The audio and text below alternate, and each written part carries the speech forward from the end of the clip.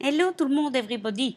Voici la vidéo que vous attendez toutes sur la nouvelle version de Silhouette Designer Edition ou Silhouette Studio. C'est la version 3. Donc moi j'ai Designer Edition, donc j'ai plus de choses que vous n'auriez si vous aviez l'édition normale. Donc voilà, je commence tout de suite. La première chose, c'est que l'aspect a changé, comme vous le voyez bien. Et je voulais vous montrer aussi, il y a deux petits changements ici en bas. Ici, si vous cliquez sur la petite roue, voilà, vous avez les préférences directement. Autre chose, si vous voulez changer l'allure, entre guillemets, là, de ce que j'ai vu, vous n'avez pas beaucoup de choix. Vous pouvez avoir gris, bleu ou blanc. Donc moi, j'ai choisi bleu, donc je vais sur appliquer, appliquer, les pitchounets, voilà, et je suis en bleu. Donc ça, c'est la première chose. Autre chose est aussi que dans la version page, dans les paramètres de la page, qui sont ici, qui remplacent le petit rectangle rouge, vous avez d'office les repères d'alignement. Si vous n'avez pas envie de les avoir, vous pouvez aller ici et vous les désactiver. Comme ça, vous avez la page normale.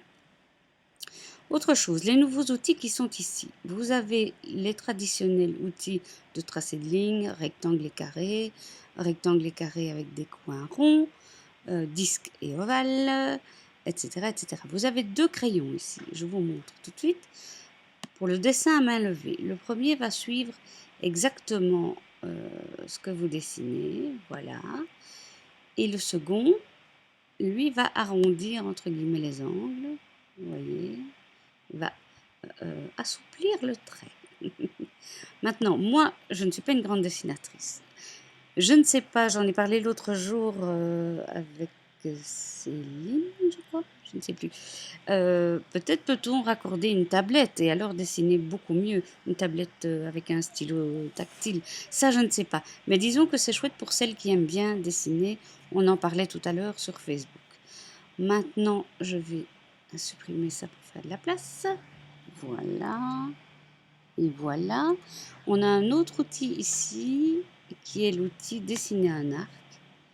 Donc, voilà. Vous décidez un arc, vous décidez de l'angle que vous voulez lui donner. Et il y a moyen de le travailler ici, d'allonger, tout en gardant le même angle. On est toujours à du 45 degrés, mais on allonge les côtés. Donc là, moi, pour le moment, je n'en ai pas usage parce que je ne vois pas très bien ce que je peux faire avec, mais j'imagine que je vais trouver un de ces jours. Hein. Voilà. Donc ça, c'est l'arc. Le polygone, je l'aime bien, moi. Parce que vous commencez par un polygone, il se met automatiquement sur 5 côtés, mais vous pouvez diminuer le nombre de côtés, donc 4 et 3, pour avoir le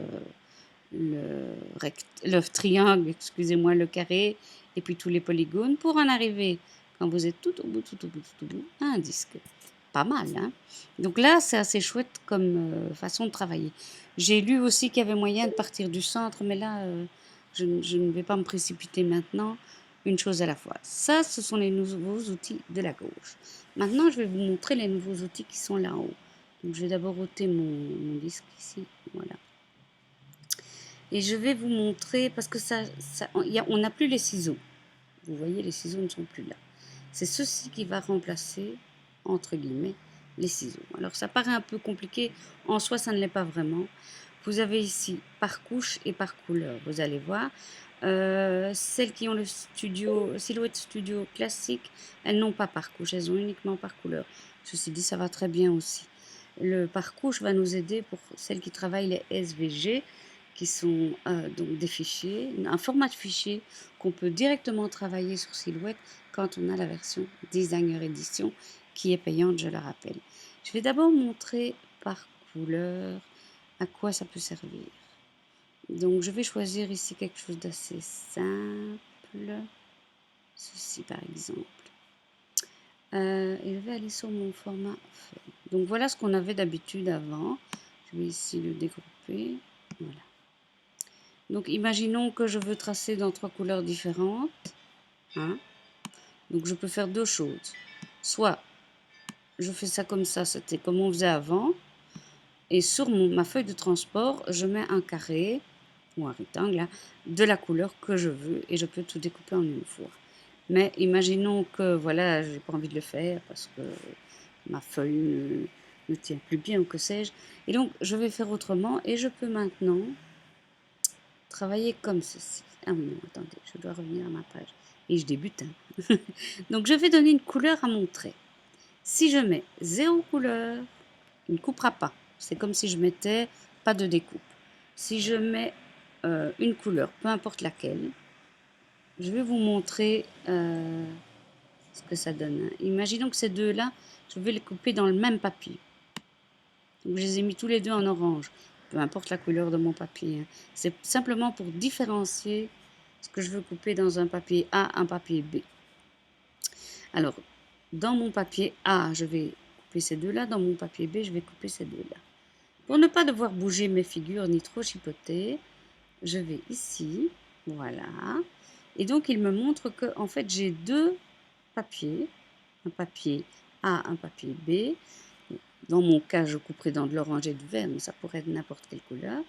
Et je peux très bien désactiver, par exemple, le A.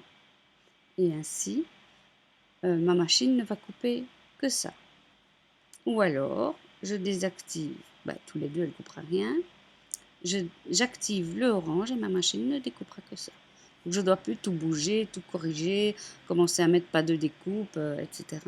Donc ça, c'est sympa. Autre chose maintenant, et ça c'est vraiment génial pour celles qui ont la version Designer Edition, je prends une nouvelle fenêtre, ça m'énerve ces repères qui s'affichent tout le temps. J'irai une fois voir dans les préférences si on peut pas faire ça. J'ai ici un petit SVG que j'ai été chercher sur Lettering Delight et je vais l'ouvrir. Je ne peux pas faire glisser-déposer parce qu'alors il ne se met pas en SVG. Je viens d'essayer. Voilà, ma petite fille, ma petite... je sais pas comment vous appelez ça. Cette chose, quoi. Et ce qui est très bien fait chez Lettering Delight, peut-être ailleurs aussi, c'est que quand je clique dessus, voilà, j'ai toutes les couleurs que je vais devoir découper. Voyez, en bleu, en rose, en vert, en noir et en rose, rose pommette on va dire. Voilà. Et regardez un petit peu quand je vais sur mon trait de découpe et que je vais par couche. Bam bam bam. Il m'a automatiquement mis les layers, les couches on va dire. Et je crois, si je ne m'abuse, que je peux les renommer. Je ne sais pas encore comment ça marche. Mais maintenant, je vais désactiver, voilà. Je vais désactiver ce qui ne m'intéresse pas. Imaginons que je veux juste couper la jupe. Eh bien, quand je vais mettre ma feuille dans ma machine, elle ne va découper que la petite jupe. Évidemment, je peux la bouger. Hein. Je peux la mettre ailleurs si j'ai envie. Mais je dois à chaque fois repasser par la fenêtre.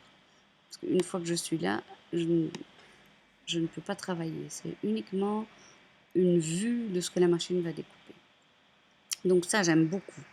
Maintenant, vous pouvez, pour chaque layer, donc je suis par exemple sur le vert, je peux décider de la qualité du papier pour chacun. Donc imaginons que ici, je vais découper quelque chose avec des motifs. Voilà, théoriquement, je dois décocher celui-là. Celui-là, il mettra le même papier partout. Et ici, théoriquement... Oui, bon. À revoir. Hein. Ah non, voilà, j'étais là. Excusez-moi. Je me mets sur mon layer. Il ne faut pas que le cocher, il faut vraiment le faire apparaître en bleu. Et là, je choisis papier d'impression. Ici, par exemple, le layer 6. Si j'ai envie de le faire en vinyle, voilà, je le fais en vinyle. Et à chaque fois, mon logiciel aura enregistré tous les papiers qu'il doit à chaque fois découper l'un après l'autre. Pas mal, hein, quand même. Mais il y a encore un truc plus chouette. Je vous montre. Je vais revenir à ma page. Voilà. Imaginons que cette petite fée, je sais pas, moi je dis une fée, mais c'est pas ça. Hein. Comment on appelle ça? Quelqu'un me dira bien le nom. Hein. Je dois en découper tout plein pour des cartons d'invitation. Eh bien, je vais décider de découper toutes les jaunes sur une seule et même feuille. Donc j'ai fait un copier, donc CTRL ou commande C. Je vais sur une nouvelle feuille et je fais un coller, CTRL ou commande V. Voilà.